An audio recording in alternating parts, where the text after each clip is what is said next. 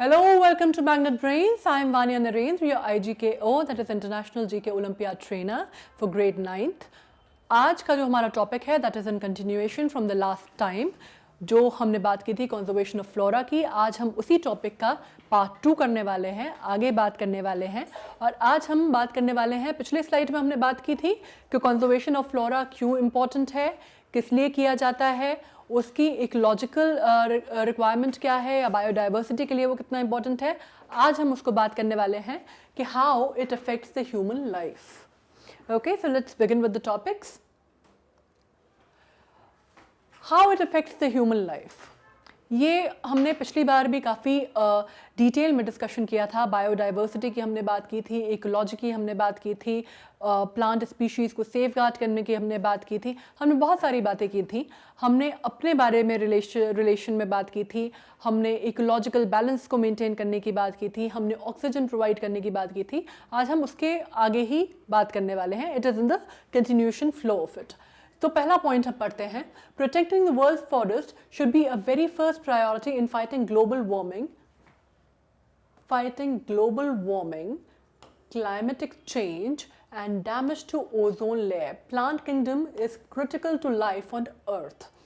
ये ऐसे टर्म्स हैं जो कि आप 9th ग्रेड में अभी आ गए हैं, तो आई एम श्योर आपने पहले सुने हुए हैं, आपने पढ़े हुए हैं, बिकॉज हमारे टाइम पे, आज की टाइम पे, आपकी जनरेशन के लिए this is one of the most pressing of the issues. In fact आपके लिए तो पूरा एक सब्जेक्ट है। हम जब पढ़ते थे तो सिर्फ साइंस होता था, आजकल तो आप EVS कहते हैं, राइट? आप इन्वायरमेंटल एक अपने आप में एक पूरा नया सब्जेक्ट है। और क्यों वो बनाया गया है? क्योंकि वो इतना इम्पेरेटिव है कि आने वाली जनरेशन को, आपकी जनरेशन को, आपके बाद वाली जनरेशन को ये समझना बहुत ज़रूरी है कि अगर हम अपने एनवायरनमेंट को या हम अपने फ्लोरा फौना को या हम अपनी जो हमारे पास जो नेचुरल रिसोर्सेज हैं उनको कंट्रोल नहीं करेंगे, उनका डैमेज या उनका डिप्लीशन नहीं कंट्रोल करेंगे, उनका ऑप्टिमाइम यूटिलाइजेशन नहीं करेंगे, तो हमारा जो फ्यूचर है उसके लिए बहुत मुश्किलें खड़ी हो जाएंगी and we won't be able to survive it through. आप जैसे ये देख सकते हैं, ये ओवरऑल पिक्चर है जो कि हमारा फ्लोरा और फौना डिपिक्ट करती है।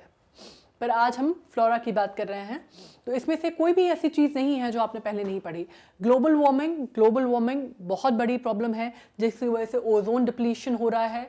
ग्लोबल वार्मिंग की वजह से ग्रीन हाउस इफेक्ट होता है, जो आपने पढ़ा होगा कि कार्बन डाइऑक्साइड की मात्रा जो एनवायरनमेंट में है, एटमॉस्फेयर में है, इतनी ज़्यादा हो गई है कि सर्वाइवल मुश्किल होता जा रहा है। उसकी वजह से क्लाइमेटिक चेंजेस आ रहे हैं, ग्लेशियर्स जो हैं वो मेल्ट डाउन हो रहे हैं, जिसकी वजह से फ्लडिंग हो रही है, इरोजन्स हो रहे हैं, टेम्परेचर जो है, ओवरऑल ग्लोबल टेम्परेचर जो है वो राइज हो रहा है, जिसकी वजह से सी लेवल्स बढ़ रहे हैं, जो कि आगे चल के बहुत घातक साबित हो सकते हैं। बहुत सारी बड़ी बड़ी कंट्रीज़ हैं, बहुत बड़े बड़े कंट्री जो कि कोस्ट लाइन पे हैं, उनके बारे में बात कही जा रही है कि कुछ सालों बाद वो विलुप्त हो सकती हैं, वो पानी के अंदर सबमर्ज हो सकती हैं, जो कि बहुत बड़ा प्रॉब्लमैटिक अपने आप में is a very very alarming situation. आपने मुझे नहीं पता, आपने अगर हिस्ट्री पढ़ी होगी तो आपने सुना होगा, हड़प्पन वैली सिविलाइजेशन के बारे में आपने पढ़ा होगा, या इंडस वैली सिविलाइजेशन के बारे में आपने पढ़ा होगा, जो कि पहली बहुत बड़ी सिविलाइजेशन मानी जाती थी, और वो पूरी की पूरी ख़त्म हो जाती है, पूरी की पूरी एक्सटिंक्ट हो जाती है, उसका नामो निशान भी नहीं बचता। वाई? क्योंकि उसके जो नेचुरल रिसोर्सेज हैं, माना जाता है कि उस टाइम पे कोई इतनी बड़ी फ्लड आई थी। जो बेसिक उसका रीज़न एक्सटिंक्शन का माना जाता है वो ये माना जाता है कि एक बहुत बड़ी फ्लड था या बहुत बड़ा सैलाब आया था, जिसमें सब कुछ तहस नहस हो गया था। और इसी तरह का जो कंडीशन है वो आज भी बन सकती है, जब उतनी बड़ी सिविलाइजेशन उस ज़माने में हम उसको बचा नहीं पाए, कोई रोक नहीं पाया, उसकी कोई रोकथाम नहीं हो पाई।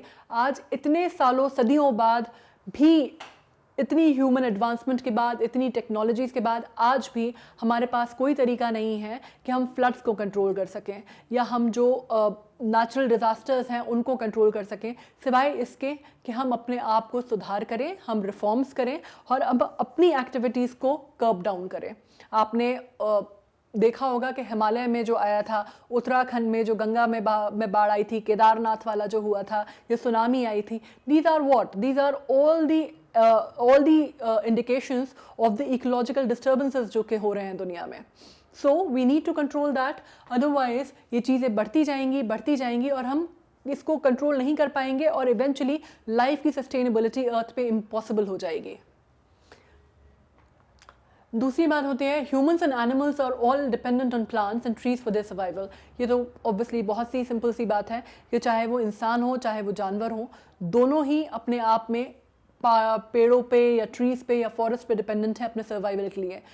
एनिमल्स के लिए उनका वो नेचुरल हैबिटेट है, वाइल्ड लाइफ हैबिटेट है जहाँ पे वो रहते हैं जंगलों में। क्योंकि जंगल कटते जा रहे हैं, एनिमल्स का अपने आप जो फौना है वो अपने आप डिप्लीट होता जा रहा है, एक्सटिंक्शन के कगार पे पहुंच गया है क्योंकि हम जितना डिफॉरेस्टेशन कर रहे हैं।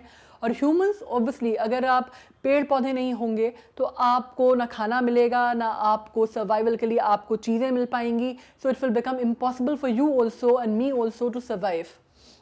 दे provide the food that we eat, animal feeds, clothes that we wear. हम कॉटन के कपड़े पहनते हैं, cotton is again comes from plant, has medicinal value. कई सारी जो दवाइयाँ हैं, जो औषधि हैं, चाहे वो आप एलोपैथिक मेडिकेशन ले लीजिए, चाहे आप आयुर्वेदिक ले लीजिए, आयुर्वेदिक तो पूरा का पूरा उसी पे बेस्ड है, चाहे आप नेचुरोपैथी ले लीजिए, आपकी मेडिसिन जो हैं आपको पेड़ पौधों के थ्रू मिलती हैं, हर्ब्स आपको वहाँ से मिलते हैं। खाने में जो आप चीज़ें यूज़ करते हैं आप वो आपको पूरा का पूरा फ्लोरा के थ्रू मिलता है। जो आपके बेसिक हर्ब्स हैं वो आपको वहीं से मिलते हैं, स्पाइसेस वहीं से आते हैं। सो of course you can not survive, right? They are essential to the primary functioning of biosphere. The living world will collapse as plant basically gives us oxygen to breathe and absorb carbon dioxide from the atmosphere. ये मैंने आपको पिछले जब हम पढ़ रहे थे पिछली स्लाइड में ये भी मैंने आपको बोला था कि अभी स्पेशली कोविड टाइम्स में हमें इसकी जो इम्पोर्टेंस है वो बहुत ज़्यादा अच्छे से समझ में आई है। जब ऑक्सीजन सिलेंडर्स की इतनी ज़्यादा शॉर्टेज हो गई थी कि ऑक्सीजन प्लांट सेटअप करने पड़ रहे थे और लोगों को उसके बाद भी ऑक्सीजन नहीं मिल रही थी, लोग ऑक्सीजन की कमी से people passed away and that was such a that is such a heartening thing कि आपको ऑक्सीजन की कमी से लोग नहीं बच रहे थे, लोगों की जान जा रही थी। और वो चीज़ें प्लांट्स और ट्रीज आपको सदियों से देते आ रहे हैं। Oxygen is something so imperative, right? उसको जो चीज़ हमें मिल जाती है हम उसकी इंपॉर्टेंस नहीं होती है हमको, हम उसको समझ नहीं पाते, but that is so important. हम फॉर ग्रांटेड लेके चलते हैं, but basic things in life, the most important things in life should not be taken for granted. आपको आप generation है next आने वाली, you should know why it is so important and you should work for it, right? You should work at it, at the conservation of plants and trees and forests, and you should ask people around you to work for it.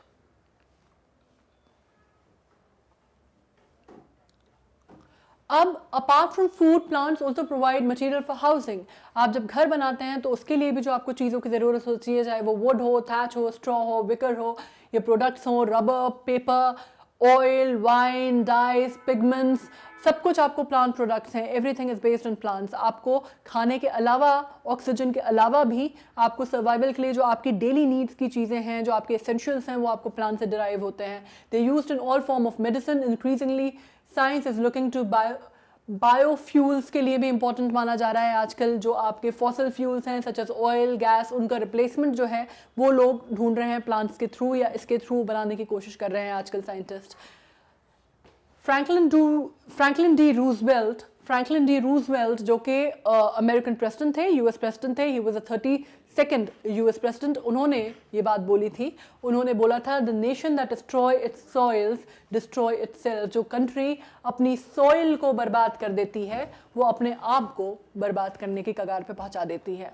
Forest are the lungs of a land, purifying the air and giving fresh strength to a people.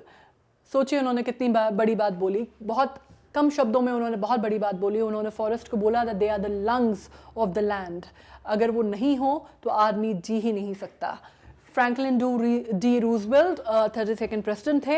इनको आप confuse मत कीजिएगा Theodore Roosevelt से। Theodore Roosevelt जो Ted Roosevelt भी जिनको हम कहते हैं वो भी प्रेसिडेंट थे यूएस के, और उन्होंने एक्चुअली यूनाइटेड स्टेट्स का जो फॉरेस्ट सर्विसेज हैं वो उन्होंने स्टार्ट की थी। And he was a big activist for the wild life and forest survival and forest के कॉजेस के लिए और वाइल्ड लाइफ के कॉजेस के लिए वो वर्क करते थे।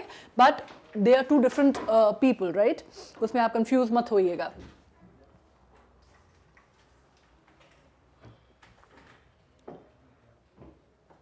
अब हम बात करते हैं, India is known for its rich biological diversity due to the presence of large number of plant and animal species.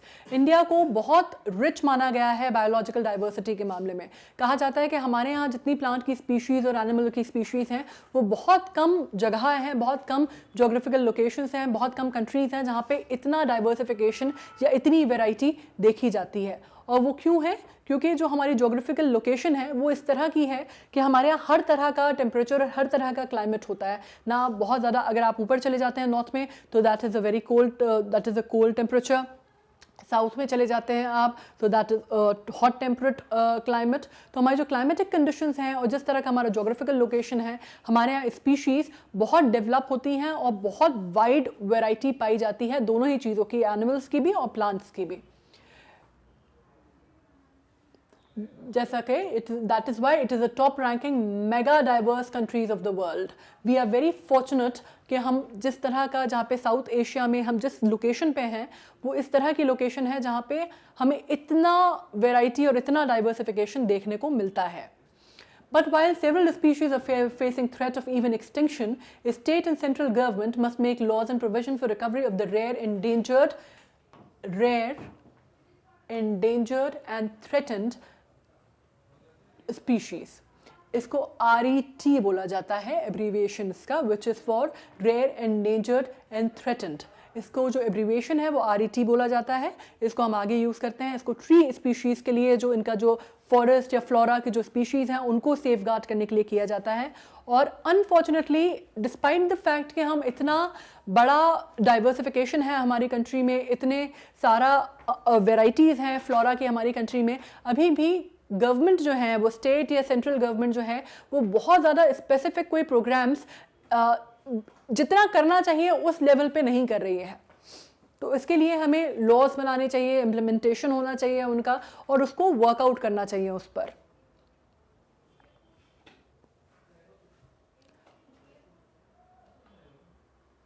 आप ये मान के चलिए कि 100 ट्री स्पीशीज जो कि हाई इकोनॉमिक इंपॉर्टेंस की हैं वो थ्रेटेंड की कगार पर हैं और क्रिटिकली इंडेंजर्ड जोन में आ चुकी हैं वेस्टर्न घाट के। वेस्टर्न घाट ये वेस्टर्न पेनिनसुलर कोस्टल एरिया माना जाता है जो कि गुजरात से लेके केरल तक जाता है। अबाउट 1600 किलोमीटर्स का एरिया होता है। इसमें बहुत सारी स्पीशीज़ पाई जाती हैं, बहुत सारा वैरायटी है फ्लोरा का जो पाया जाता है वहाँ पे।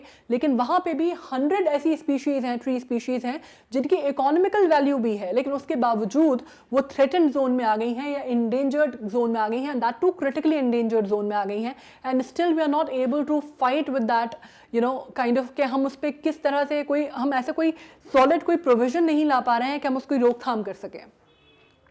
The small population size is considered to be the major threat. कुछ ऐसे पेड़ हैं जिनकी जो हैं तो एग्जिस्ट करते हैं लेकिन उनकी जो पॉपुलेशन है वो इतनी कम है या वो इतनी कम एरिया में या इतनी कम जोग्राफिकल एरिया में पाए जाते हैं या उनका जो नंबर्स हैं वो इतने कम हैं कि वो ऑलमोस्ट थ्रेटनिंग स्टेज पे आ गए हैं कि वो अगर ये नंबर भी नहीं रहे, ये पेड़ अगर किसी तरह से सर्वाइव नहीं कर पाए या डिफॉरेस्टेशन हो जाता है या कट जाते हैं या वो मर जाते हैं तो उनको सर्वाइव करने का या उनको रिकवर करने का उस स्पीशी का हमारे पास कोई और जरिया नहीं है और उसको it can not sustain them due to inbreeding and loss of genetic variability. Again क्योंकि हम जेनेटिकली या उनकी इनब्रीडिंग नहीं हो पाएगी या जेनेटिकली इनवेरिएबिलिटी की वजह से वो जेनेटिक वेरिएबिलिटी के अभाव में उनके ख़त्म होने का या विलुप्त होने का बहुत बड़ा ख़तरा है। अब बहुत सारी ऐसी कंट्रीज़ हैं जहाँ पे RET जो स्पीशीज़ हैं जिसके बारे में हमने अभी पहले बात की उसको रोकने के लिए या उसके रिजरक्शन के लिए काम किए जा रहे हैं, जैसे US में किए जा रहे हैं, UK में किए जा रहे हैं, बहुत डेवलप कंट्रीज़ इसमें वर्क कर रही हैं। पर इंडिया में somehow, not just India, even अगर हम साउथ एशियन कंट्रीज़ की बात करते हैं, हम एशियन कंट्रीज़ की बात करते हैं, हम अपने पड़ोसियों की भी बात करते हैं तो वहाँ पे भी कोई बहुत बड़े या बहुत रेवोल्यूशनरी स्टेप्स नहीं लिए जा रहे हैं to control the conservation, to check और conserve the conservation of flora.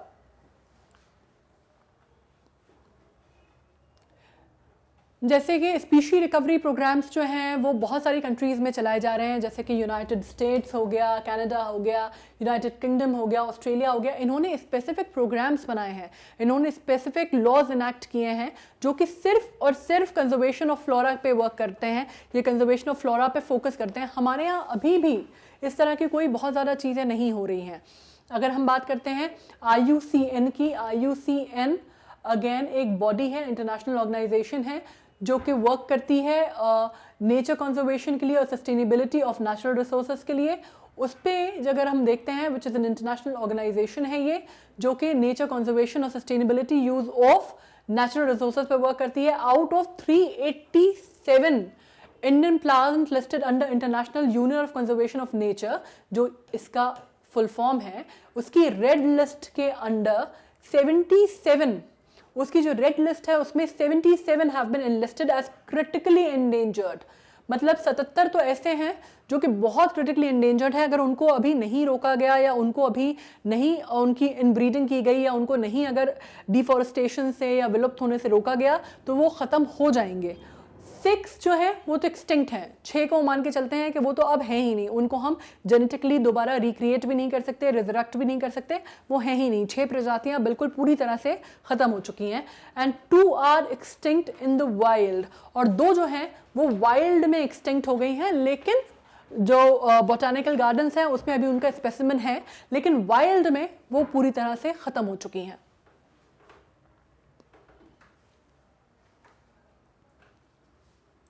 The 77 critically endangered species can be prioritized for recovery program and balance can be taken up subsequently.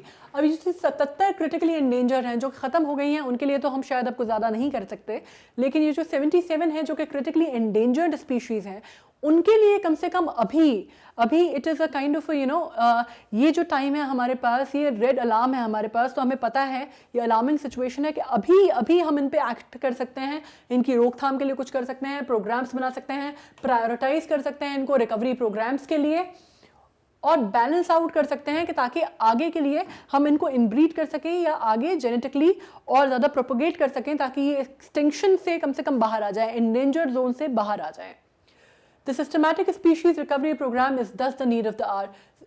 Systematic species recovery program जो है ये बहुत imperative है इसी तरह की चीज़ों को रोकथाम करने के लिए, और हमें इस पे वर्क करना ही पड़ेगा। हमारी कंट्री में अभी भी इस तरह के कोई लॉज नहीं हैं जो इस तरह की चीज़ों पर फोकस करें।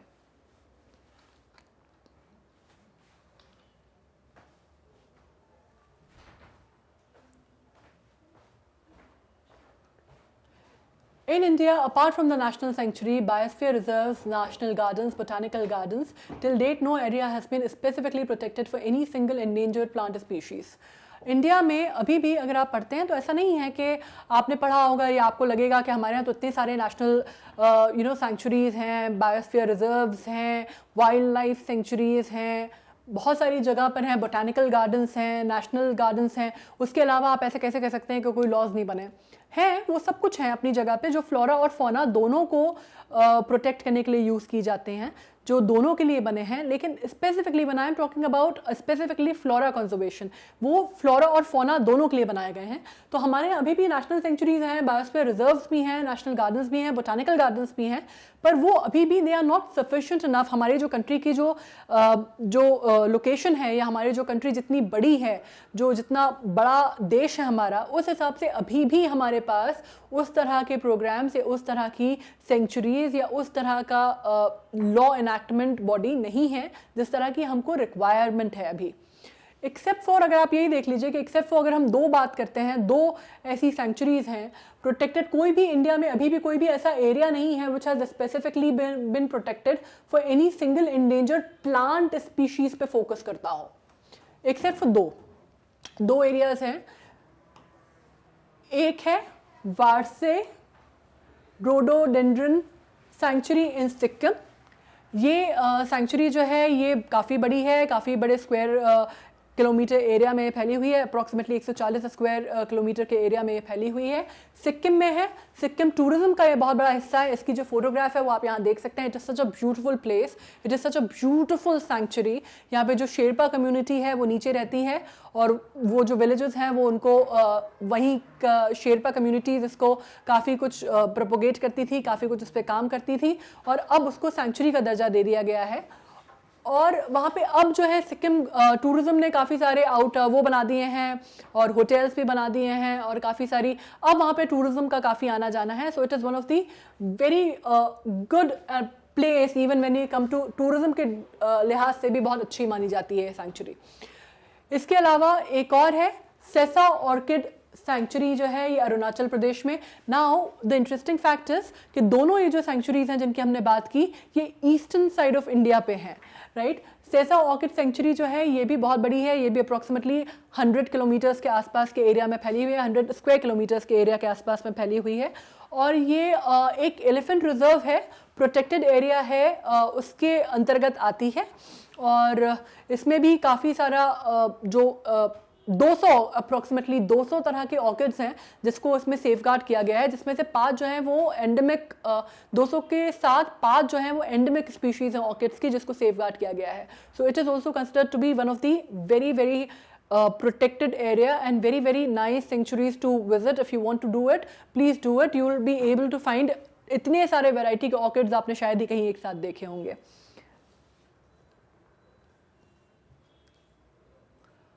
अब फॉरेस्ट कंजर्वेशन एक्ट जो है वो 1980 में लागू किया गया इंडिया में। इसको प्रोटेक्ट किया गया to protect the forest by controlling the rates of deforestation. ये डिफॉरेस्टेशन को कंट्रोल करने के लिए किया गया था। The forest conservation act 1980 came into force on 25 October 1980। This act was enforced to protect the forest of a country. Forest of the country which are the lungs of a country, इनको protect करने के लिए Indian government ने forest conservation act जो है वो 1980 में 25 अक्टूबर को लॉन्च किया था। इसका जो मेन एम था वो ये था कि डिफॉरेस्टेशन रोका जाए, और इसको आज भी काफ़ी इसके जो नियम हैं, जो कायदे कानून हैं वो बहुत मजबूत माने जाते हैं, और जो ऑफेंसेस हैं इसमें वो पीनेबल पनिशेबल ऑफेंसेस होते हैं अगर आप आज भी इसके अंतर्गत पकड़े जाते हैं तो। The act classified the forest into 3। इस एक्ट के अनुसार उसने फॉरेस्ट को 3 उसमें डिवीजन में डिवाइड किया, रिजर्व्ड फॉरेस्ट, प्रोटेक्टेड फॉरेस्ट और village forest. Now we have programs focusing on flora and fauna, but we need more concrete programs जो कि सिर्फ fauna पे या flora पे फोकस करें। हम दोनों पे एक साथ करने वाले तो हमारी कंट्री में हैं, फिर भी हैं जो हम बात कर रहे हैं नेशनल सेंचुरीज़ की और रिजर्व्स की, सब कुछ है, लेकिन अब हमें नेशनल पार्क्स की, लेकिन अब हमें स्पेसिफिकली ऐसे प्रोग्राम चाहिए जो कि सिर्फ फ्लोरा पे फोकस करें। जिस तरह की 2 सेंचुरीज़ अरुणाचल प्रदेश और सिक्किम में है उस तरह की सेंचुरीज़ और बने और मजबूत लॉज बने। इनफैक्ट जो फॉरेस्ट कंजर्वेशन एक्ट है उसमें भी बहुत सारे अमेंडमेंट्स की ज़रूरत अभी भी है। सो